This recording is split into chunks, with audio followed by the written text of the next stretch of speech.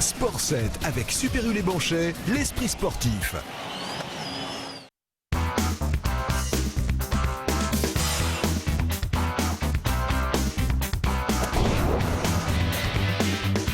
Cette semaine, à l'occasion des fêtes de Pâques, Sport 7 vous propose un retour sur quelques émissions. Vous allez retrouver Alexandre Bourgois en compagnie d'Olivier Auriac, le milieu de terrain du SCO, juste après son retour à la compétition. Yann Lemaire d'Angers-Noyant après un match nul ultra important à Hasbrook. Julien Albert des Ducs d'Angers juste avant la série de demi-finales face à Briançon. Et pour terminer, Jackie Périgois, le coach de Saint-Léonard, après l'exploit de son équipe face au deuxième de National 1. Vous êtes gravement blessé au mois de décembre dernier. Verdict, grosse entorse de la cheville avec arrachement osseux, 3 mois d'indisponibilité. Et ce week-end, la délivrance, puisque vous avez retrouvé la compétition officielle avec la réserve du SCO. C'était samedi après-midi contre Poitiers, score final 1 but partout. Première question, Olivier, on a envie de savoir comment ça s'est passé cette rentrée. Ça s'est très bien passé. Un petit peu d'appréhension au début, un peu de prise de repère, et puis après... beaucoup de plaisir avec les jeunes. J'ai vraiment passé un très très bon moment. Je me suis éclaté, j'ai retrouvé des sensations et je pense avoir fait un très bon match. Olivier, on va voir quelques images d'entraînement. Vous êtes en compagnie de Benoît Piqueux, le préparateur physique. Vous avez dû travailler dur pour revenir à ce niveau-là. Racontez-nous un petit peu votre quotidien pendant ces 3 mois. Voilà, c'était au début, c'était à la reprise. Et en fait, on a fait beaucoup de travail d'appui, pas mal de foncier aussi, pour essayer de retrouver de la souplesse au niveau de la cheville. Et puis là, on voit un petit peu que c'est un petit peu raide sur les images. Mais le truc, c'est que j'ai repris pendant 1 mois. Et au bout d'1 mois, j'ai fait une inflammation en fait, à l'intérieur de la cheville. Donc j'ai été obligé de me réarrêter 15 jours. Et en fait, à la suite de ça, avec le docteur, on a mis un traitement en place. Un peu plus souple, un peu plus léger, et c'est comme ça que je suis revenu plus progressivement, et maintenant ça va, quoi. C'est quoi le plus compliqué à gérer quand on est un compétiteur et quand on est absent 3 mois comme ça? C'est l'envie de jouer, c'est tout simple, c'est d'être dans le vestiaire tout le temps, de préparer les matchs au quotidien, de vivre un peu avec le groupe, parce que quoi qu'on dise, quand on est blessé, on est un peu à l'extérieur du groupe, donc voilà. Alors après... c'est vraiment l'envie de partager des moments avec les copains, c'est surtout ça qui manque, quoi. C'est ces moments-là, et c'est les plus durs à vivre, quoi. Samedi, ça a été très chaud pour Angers-Noyant, qui a obtenu un match nul quasi inespéré, il faut le dire, sur le parquet d'Hasbrook, 29 partout. Un match nul acquis dans les toutes dernières secondes. Ce qu'il faut savoir, c'est que c'est un match très important, car Hashbrook, c'est l'un de vos concurrents directs pour la lutte pour le maintien dans cette 2e division. Les nordistes étaient venus s'imposer salle Jean-Bois au mois d'octobre dernier. Ça vous était resté en travers de la gorge, ce match. Mais ce qu'on a envie de savoir, Yann, c'est si Angers-Noyant a effectué une bonne opération dans le Nord ce week-end. Oui, par rapport à 3 autres équipes, même si Gonfreville n'est plus trop dans la course au maintien, mais du moins par rapport à Valence et Mulhouse qui se sont inclinés ce week-end, oui, on prend un point sur eux. Moins, puisque Villeurbanne s'est imposé contre Saintes samedi soir. Donc c'est un moindre mal. Donc oui, je pense que ça reste une bonne opération. C'était le match à ne pas perdre. Oui, absolument. Pourquoi ? Parce que on aurait laissé, si Hashbrook s'était imposé, on les aurait laissés se rapprocher dangereusement de nous. Il y aurait eu encore une nouvelle fois un resserrement au niveau de la première place de relégable, et on aurait grillé une nouvelle fois un joker de plus, et on se serait mis vraiment dans un gros pétrin pour le reste de la saison. Donc c'était un match charnière et il fallait absolument pas le perdre et prendre notamment 2 ou 3 points. Donc je pense qu'on s'en est quand même plutôt bien sorti. Ouais, ça a été compliqué. Yann, vous avez été mené quasiment toute la partie de Sifu et vous avez jamais baissé les bras. C'est un petit peu nouveau ça, chez Angers-Noyant cette saison. Oui, parce que fut un temps, je pense que ce match-là on l'aurait perdu, et pas que d'1 ou 2 buts, on aurait peut-être eu un écart plus conséquent en notre défaveur. Donc oui, c'est nouveau, et ça reflète aussi le niveau qu'on a à l'entraînement. C'est-à-dire qu'on s'entraîne bien, on lâche rien, il y a de l'intensité, et même dans les situations les plus difficiles, on lâche rien et on s'accroche.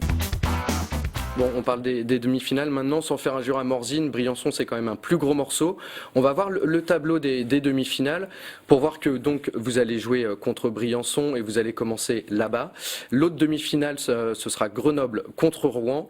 Est-ce que vous auriez préféré tomber contre Grenoble ou Rouen, Julien, plutôt que contre Briançon? Non, moi c'est la demi-finale que je souhaitais, personnellement en tout cas. Pourquoi ? parce que cette année ça s'est bien passé contre Briançon, en tout cas à la maison. On a fait un gros match en début de saison, on avait remporté le match 5-1. Bon, là-bas ça a été un peu plus difficile, on avait perdu 5-2, bon, avec un but en cage vide. Je pense que c'est l'équipe contre laquelle on a eu le moins de mal cette année, contrairement à Rouen et Briançon et Grenoble qui nous ont posé des problèmes, notamment en coupe. Ouais, en demi-finale de Coupe de Voilà. la Ligue et Coupe de France. Voilà. Et pourtant, Briançon l'année dernière, ça reste un mauvais souvenir. Il vous avait éliminé en demi-finale des playoffs. Ça reste On voit les images là. Ça reste un mauvais souvenir et un bon souvenir en même temps parce que bon, ils étaient favoris, ils avaient l'avantage de la glace. Nous, on a fait quand même quelque chose, une bonne chose, c'est-à-dire qu'on était à 2 matchs derrière, on est revenu à 2 matchs partout. Là-bas, on gagnait 3-0 à 40 minutes de la fin. C'est dommage. Mais cette saison, vous disiez qu'ils étaient favoris la saison dernière. Est-ce que la donne a changé cette saison? Bah, ils le sont encore puisque de toute façon ils ont encore l'avantage de la glace. Donc moi, je pense, enfin, ça joue vraiment dans le fait de comment. Ouais, c'est un handicap de jouer les 2 premiers matchs à l'extérieur pour vous? C'est surtout au niveau du 5e en fait, parce que on l'a vu déjà l'année dernière, que ce soit contre Amiens ou Briançon, chaque équipe a gagné tous ses matchs chez lui, donc c'est vraiment moi je pense que si on va gagner un match, C'est l'objectif, gagner un des 2 matchs? c'est l'objectif, oui et non, puisque on va d'abord se concentrer sur le premier match. L'entraîneur a demandé qu'on se concentre sur le premier match et prendre justement match par match. C'est tout simplement énorme. Samedi soir, les basketteurs de l'Étoile d'Or Saint-Léonard se sont imposés contre Denain, l'un des favoris du championnat de National 1. Score final 82-75 pour des Angevins qui ont réalisé au passage une très belle opération dans l'optique du maintien.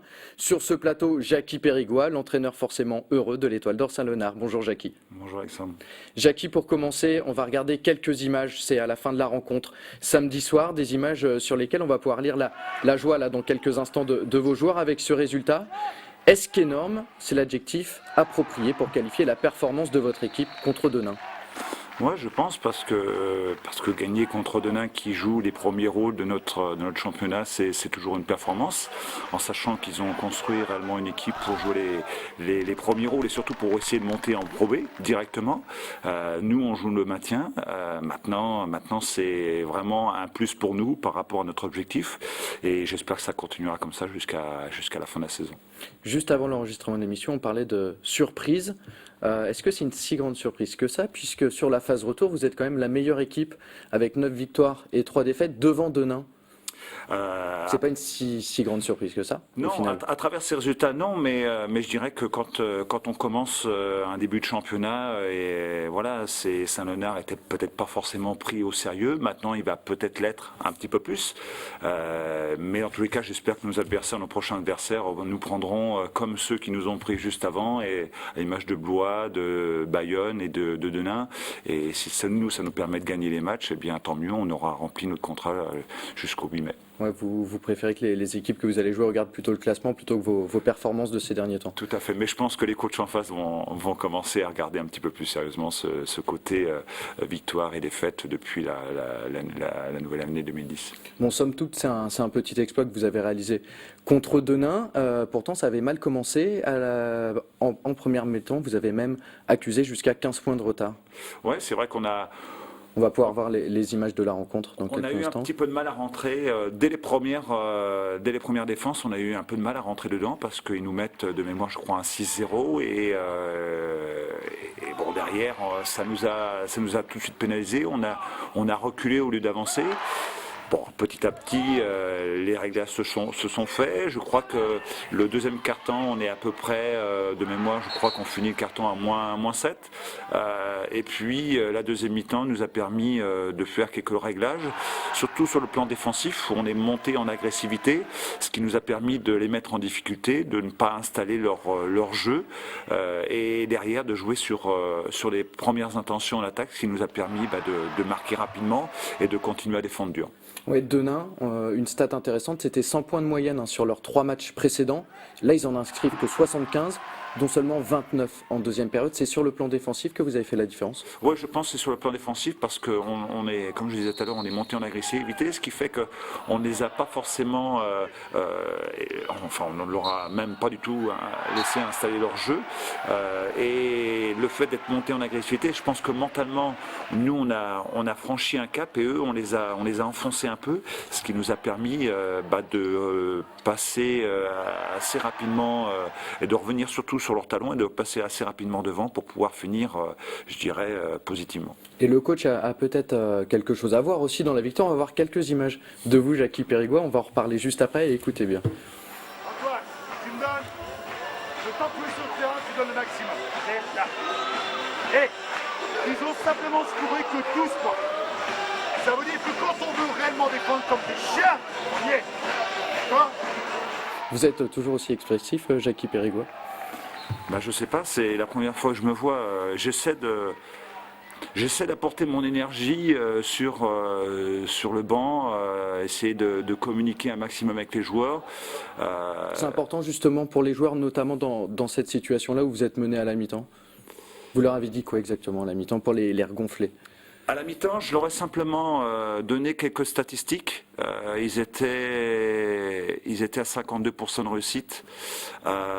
Il y avait 2 joueurs qui nous avaient fait mal sur ces premiers temps. C'était Thorson, l'Américain, et Ruikis, le Lituanien, qui marquaient déjà 22 points eux deux. J'ai demandé aux joueurs de monter beaucoup plus en agressivité. C'est ce qu'ils ont fait.